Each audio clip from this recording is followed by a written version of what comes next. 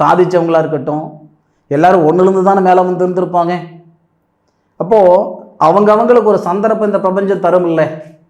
அந்த மாதிரி மீனராசியில் பிறந்தவங்களுக்கு தனஸ்தானாதிபதியுடைய பார்வையும் தனகாரகனுடைய பார்வையும் தொழில் ஸ்தானத்தில் படக்கூடிய நேரம் இந்த நேரம்தான். இதில் ஒரு ஆச்சரியம் இருக்குது.